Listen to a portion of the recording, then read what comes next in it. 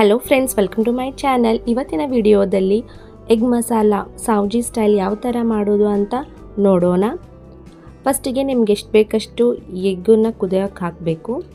So ನಾನಿಲ್ಲಿ ಕುಕ್ಕರಲ್ಲಿ ಹಾಕ್ತಾಯಿದ್ದೀನಿ. ಹಾಗೆ ಮಸಾಲಾಗೆ ಸ್ವಲ್ಪ ಕೊತ್ತಂಬರಿ ಬೇಕು, ಅರ್ಧ ಬಟ್ಲು ಕೊಬ್ಬರಿ, ಒಂದೇ ಆನಿಯನ್ ಮತ್ತು 2 ಟೊಮ್ಯಾಟೊ ಸಾಕು. ಈ ಕರಿ 2ರಿಂದ 3 ಮಂದಿ ತಿನ್ಬೋದು. ಹಾಗೆ ಇವಾಗ ನಾನು ಆನಿಯನನ್ನು ಕಟ್ ಮಾಡ್ಕೊತಾ ಇದ್ದೀನಿ. 1 ಟೊಮ್ಯಾಟೊ, 1 ಸಣ್ಣ ಜಾರ್ ತೊಗೊಂಡಿದ್ದೀನಿ. ಸಣ್ಣ ಜಾರ್ ಏನಕ್ಕೆ ತೊಗೊಂಡಿದ್ದೀನಿ ಅಂದರೆ ಕೊಬ್ಬರಿ ಚೆನ್ನಾಗಿ ಪೇಸ್ಟ್ ಆಗುತ್ತೆ. ಸೊ ಹೀಗಾಗಿ ಸಣ್ಣ ಜಾರಲ್ಲೇ ನಾನು ಮಿಕ್ಸಿ ಮಾಡೋದು. ಸ್ವಲ್ಪ ಇದಕ್ಕೆ ಜೀರಿಗೆ ಹಾಕಬೇಕು. ನಿಮ್ಮ ಕಡೆ ಜಿಂಜರ್ ಗಾರ್ಲಿಕ್ ಪೇಸ್ಟ್ ಇಲ್ಲ ರೆಡಿ ಅಂದರೆ ಸ್ವಲ್ಪ ಜಿಂಜರ್ ಮತ್ತು ಗಾರ್ಲಿಕನ್ನು ಕೂಡ ಈ ಗ್ರೈಂಡ್ರಲ್ಲೇ ಹಾಕಬೇಕು. So ginger garlic paste must ಬೇಕು. ಹಾಗೆ ಸ್ವಲ್ಪ ನೀರನ್ನು ಹಾಕಿ ಫೈನ್ ಪೇಸ್ಟಾಗಿ ಮಾಡ್ಕೋಬೇಕು. ಇದೇ ಥರ 2 ಸತಿ ಮಾಡ್ಕೋತೀನಿ ನಾನು.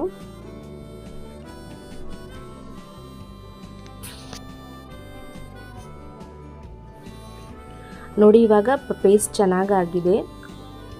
ಸೊ ಇದನ್ನು ಒಂದು ಪಾತ್ರೆಯಲ್ಲಿ ಸಪ್ರೇಟಾಗಿ ತಕ್ಕೋಬೇಕು. ನಂತರ ಉಳಿದಿರೋ ಅಂಥ ಕೊಬ್ಬರಿ ಹಾಕಿ ಗ್ರೈಂಡ್ ಮಾಡ್ಕೋಬೇಕು. ಆನಿಯನ್ ಕಡಿಮೆ ಹಾಕಬೇಕು. ಒಂದೇ ಯಾಕೆ ತೊಗೊಂಡಿದ್ದೀನಿ ಅಂದರೆ ಆನಿಯನ್ ಜಾಸ್ತಿ ಹಾಕೋದ್ರಿಂದ ಕರಿ ಸ್ವೀಟ್ ಆಗುತ್ತೆ. ಸೊ ಹೀಗಾಗಿ ಟೊಮ್ಯಾಟೊ ಪ್ರಮಾಣನೇ ಜಾಸ್ತಿ ಇರಬೇಕು. ಇದನ್ನು ನೀವು ನಾನ್ ವೆಜ್ ಕೂಡ ಮಾಡ್ಕೋಬೋದು. ನಾನಿಲ್ಲಿ ಎಗ್ ಮಸಾಲ ಎಗ್ಗಿ ಮಾಡ್ಕೊತಾ ಇದ್ದೀನಿ. ಇದೇ ಸೇಮ್ ರೆಸಿಪಿ ನಾನ್ ವೆಜ್ಜನ್ನು ಮಾಡ್ಕೋಬೋದು.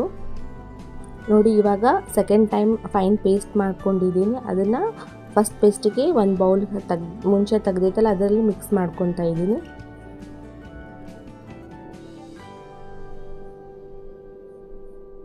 ಇವಾಗ ಒಂದು ಸಣ್ಣ ಆನಿಯನ್ ತೊಗೊಂಡು ಜಸ್ಟ್ ಒಗ್ಗರಣೆಗೆ ಅರ್ಧ ಅಥವಾ ಒಂದು ಸಣ್ಣ ಆನಿಯನ್ ತೊಗೊಂಡು ಒಗ್ಗರಣೆ ಕಟ್ ಮಾಡ್ಕೋಬೇಕು. ಹಾಗೆ ಸ್ವಲ್ಪ ಕೊತ್ತಂಬರಿ ಮತ್ತು ಕರಿಬೇವು. ಇವಾಗ ಒಂದು ಪಾತ್ರೆಯಲ್ಲಿ ಎಣ್ಣೆ ಕಾಯಕ್ಕೆ ಹಾಕಬೇಕು. ಎಣ್ಣೆ ಬಿಸಿ ಆದಮೇಲೆ ಚಕ್ಕೆ, ಲವಂಗ, ಏಲಕ್ಕಿ ಮತ್ತು ನಿಮ್ಮ ಕಡೆ ಯಾವುದೇ ಥರದ ಮಸಾಲೆ ಡ್ರೈ ಇದ್ದರೆ ಅದು ಹಾಕಿ. ಹಾಗೆ ಪುಲಾವ್ ಎಲೆನೂ ಕೂಡ ಹಾಕ್ಬೋದು, ಚೆನ್ನಾಗಿ ಸ್ಮೆಲ್ ಬರುತ್ತೆ. ನಂತರ ಜೀರಿಗೆ, ಸಾಸಿವೆ ಹಾಕಬೇಕು. ಕರಿಬೇವು, ಸ್ವಲ್ಪ ಆನಿಯನ್ ಕಟ್ ಮಾಡ್ಕೊಂಡಿರುವಂಥದ್ದು, ಹಾಗೆ ಜಿಂಜರ್ ಗಾರ್ಲಿಕ್ ಪೇಸ್ಟನ್ನು ಹಾಕಬೇಕು. ನಿಮ್ಮ ಕಡೆ ಪೇಸ್ಟ್ ಇಲ್ಲ ಅಂದರೆ ಗ್ರೈಂಡ್ರಲ್ಲೇ ರುಬ್ಬುವಾಗ ಜಿಂಜರ್ ಮತ್ತು ಗಾರ್ಲಿಕನ್ನು ಹಾಕಿ ಗ್ರೈಂಡ್ ಮಾಡಿಬಿಟ್ರೆ ನಡೆಯುತ್ತೆ. ಸಪ್ರೇಟ್ ಇದ್ದರೆ ಸಪ್ರೇಟಾಗಿ ಹಾಕಿ, ಇಲ್ಲ ಫ್ರೆಶ್ ಮಾಡ್ಕೊಂಡು ಹಾಕೋದಿದ್ರೆ ಅದು ತುಂಬ ಟೇಸ್ಟ್ ಕೊಡುತ್ತೆ. ಚೆನ್ನಾಗಿ ಆನಿಯನ್ ಫ್ರೈ ಆದಮೇಲೆ ಇವಾಗ ಸ್ವಲ್ಪ ಗ್ಯಾಸ್ ಆಫ್ ಮಾಡಬೇಕು. ಯಾಕಂದರೆ ಎಣ್ಣೆ ಚೆನ್ನಾಗಿ ಕಾದಿರುತ್ತೆ. ಆ ಗ್ಯಾಸ್ ಆಫ್ ಮಾಡಿ 1 ಸ್ಪೂನ್ ಖಾರ ಪುಡಿ ಹಾಕಬೇಕು. ಜಾಸ್ತಿ ಬಿಸಿ ಇದ್ದರೆ ಎಣ್ಣೆ ಖಾರ ಪುಡಿ ಹೊತ್ತು ಹೋಗಿಬಿಡುತ್ತೆ. ಹೀಗಾಗಿ ಗ್ಯಾಸ್ ಆಫ್ ಮಾಡಿ 1 ಸ್ಪೂನ್ ಎಣ್ಣೆಯಲ್ಲಿನೇ ಖಾರ ಪುಡಿ ಹಾಕೋದ್ರಿಂದ ಕಲರ್ ಚೆನ್ನಾಗಿ ಬರುತ್ತೆ. ಇದು ತುಂಬ ಸ್ಪೈಸಿ ಇರೋದ್ರಿಂದ ನಾನು 1 ಚಮಚ ಹಾಕ್ತಾಯಿದ್ದೀನಿ. ನಿಮಗೆ ಸ್ಪೈಸಿ ಜಾಸ್ತಿ ಬೇಕಂದರೆ 2 ಚಮಚ ಕೂಡ ಹಾಕ್ಕೋಬೋದು. ನಿಮ್ಮ ಟೇಸ್ಟಿಗೆ ತಕ್ಕಂಗೆ ಹಾಕ್ಕೋಬೋದು. ಯಾಕೆ ಮಕ್ಕಳು ಇರ್ತಾರಲ್ಲ, ಸೊ ಹಾಗಾಗಿ ಖಾರ ಕಡಿಮೆನೇ ಹಾಕ್ತಾಯಿದ್ದೀನಿ. ಹಾಗೆ ರುಬ್ಬಿಕೊಂಡಿರೋಂಥ ಗ್ರೇವಿ ಹಾಕಬೇಕು. ಇದರ ಕನ್ಸಿಸ್ಟೆನ್ಸಿ ಸ್ವಲ್ಪ ದಪ್ಪನೇ ಇರಬೇಕು. ತುಂಬ ತೆಳುವಾಗಿ ಸಾಂಬಾರು ಗತೆ ಮಾಡಬಾರ್ದು, ಗಟ್ಟಿಯಾಗೇ ಇರಬೇಕು. ಇದನ್ನು ಚೆನ್ನಾಗಿ ಕುದಿಸ್ಬೇಕು. ಎಷ್ಟು ನಾವು ಚೆನ್ನಾಗಿ ಕುದಿಸ್ತೇವೋ ಅಷ್ಟೇ ಚೆನ್ನಾಗಿ ಇದಕ್ಕೆ ಟೇಸ್ಟ್ ಬರುತ್ತೆ. ರುಚಿಗೆ ತಕ್ಕಷ್ಟು ಉಪ್ಪು, ಸ್ವಲ್ಪ ಬೆಲ್ಲದ ಪೌಡರ್, ಬೆಲ್ಲ ಇದ್ದರೆ ಹಾಕ್ಬೋದು, ಇಲ್ಲ ಒಂದು ಸ್ವಲ್ಪ ಸಕ್ಕರೆ ಹಾಕಬೇಕು. ಇವಾಗ ಗರಂ ಮಸಾಲ, ಹಾಗೆ ಎಗ್ ಕರಿ ಮಸಾಲ ಕೂಡ ಸಿಗುತ್ತೆ, ಅದಿದ್ದರೆ ಹಾಕಿ. ಅದಿಲ್ಲ ಅಂದರೆ ನಡೆಯುತ್ತೆ, ಗರಂ ಮಸಾಲ ಹಾಕಿದರೆ ಸಾಕು. ಹಾಗೆ ಸ್ವಲ್ಪ ಅರಿಶಿನ ಪುಡಿ ಹಾಕಿ ಕಲರ್ ಚೆನ್ನಾಗಿ ಬರುತ್ತೆ. ನಿಮಗೆ ಫುಲ್ ರೆಡ್ಡೇ ಬೇಕಂದರೆ ಅರಿಶಿನ ಪುಡಿ ಸ್ಕಿಪ್ ಮಾಡ್ಬೋದು. ಸೊ ಬರೀ ಒಣ ಖಾರದ ಪುಡಿಯಲ್ಲಿ ಚೆನ್ನಾಗಿ ರೆಡ್ ಕಲರಾಗಿ ಬರುತ್ತೆ. ಸ್ವಲ್ಪ ನೀರು ಹಾಕಿ ನಿಮಗೆ ಯಾವ ಥರ ಕನ್ಸಿಸ್ಟೆನ್ಸಿ ಬೇಕೋ ಆ ಥರ ನೀವು ಈಗ ಕರಿನ ಮಾಡ್ಕೋಬೋದು.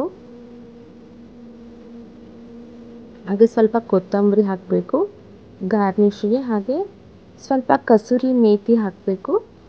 ಸ್ಮೆಲ್ ಚೆನ್ನಾಗಿ ಬರುತ್ತೆ. ಸೊ ಎಲ್ಲವನ್ನು ಹಾಕಿ ಮಿಕ್ಸ್ ಮಾಡಿ ಒಂದು 5ರಿಂದ 10 ನಿಮಿಷ ಲೋ ಫ್ಲೇಮಲ್ಲಿ ಚೆನ್ನಾಗಿ ಕುದಿಸ್ಬೇಕು.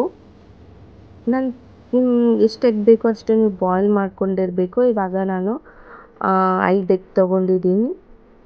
ಇವಾಗ 1 ಎಗ್ಗನ್ನು ಸುಲಿದ್ಬಿಟ್ಟು ಕುಕ್ಕರಲ್ಲಿ ಬೇಗನೆ ಎಗ್ ಕುದೀತವೆ. 1 ವಿಷಿಲಲ್ಲಿ ಎಗ್ ಕುದ್ಬಿಡ್ತವೆ. ನಂತರ ಬಿಸಿನೀರನ್ನು ತೆಗೆದು ತಣ್ಣೀರು ಹಾಕಿಬಿಟ್ರೆ ಅದ್ರದ್ದು ಸಿಪ್ಪೆ ಕೂಡ ಈಸಿಯಾಗಿ ಬಿಚ್ಕೊಳ್ಳುತ್ತೆ. ನಂತರ ಸ್ವಲ್ಪ ಹಾಫ್ ಕಟ್ ಮಾಡಬೇಕು, ಪೂರ್ತಿ ಕಟ್ ಮಾಡ್ಬೋದು, ಸ್ವಲ್ಪ ಕಟ್ ಮಾಡಿ ಕುದೀತಿರುವಂಥ ಕರೀಲಿ ಹಾಕಬೇಕು. ನಾನು ಇವಾಗ ಒಂದೇ ಎಗ್ಗನ್ನು ಹಾಕಿ ತೋರಿಸ್ತಾ ಇದ್ದೀನಿ, ಆದರೆ 5 ಎಗ್ಗನ್ನು ಹಾಕಿದ್ದೀನಿ. ಸೊ ಹಾಕಿ ಒಂದು 5 ನಿಮಿಷ ಕುದಿಯೋಕೆ ಬಿಡಬೇಕು. ನಂತರ ನಿಮಗೆ ಬೇಕಾದರೂ ಚಪಾತಿ, ರೋಟಿ ಅಥವಾ ಈ ಥರ ಪರೋಟ ಜೊತೆ ನೀವು ಇದನ್ನು ಸೇವನೆ ಮಾಡ್ಬೋದು. ತುಂಬಾ ಟೇಸ್ಟಿಯಾಗಿರುತ್ತೆ, ಹೆಲ್ದಿ ಕೂಡ. ಮನೆಯಲ್ಲೇ ಮಾಡಿದ್ದು, ಯಾವುದೇ ರೀತಿಯ ಕಲರ್ಸ್, ಟೇಸ್ಟಿಂಗ್ ಪೌಡರ್ ಹಾಕಿರೋದಿಲ್ಲ. ಮಕ್ಕಳಿಗಂತೂ ತುಂಬಾ ಇಷ್ಟ ಆಗುತ್ತೆ. ಇದನ್ನು ನೀವು ಆನಿಯನ್ ಮತ್ತು ಸೌತೆಕಾಯಿ ಹಾಗೆ ನಿಂಬೆಹಣ್ಣು ಹಿಂಡ್ಕೊಂಡು ಚೆನ್ನಾಗಿ ತಿನ್ಬೋದು. ತುಂಬಾ ಟೇಸ್ಟಿಯಾಗಿರುತ್ತೆ. ನೀವು ಒಂದ್ಸತಿ ಟ್ರೈ ಮಾಡಿ. ನಿಮಗೆ ಈ ರೆಸಿಪಿ ಇಷ್ಟವಾದರೆ ನನ್ನ ಚಾನಲ್ಗೆ ಸಬ್ಸ್ಕ್ರೈಬ್ ಮಾಡಿ. ಮತ್ತೆ ಸಿಗೋಣ ಮುಂದಿನ ವಿಡಿಯೋದಲ್ಲಿ. Thank you.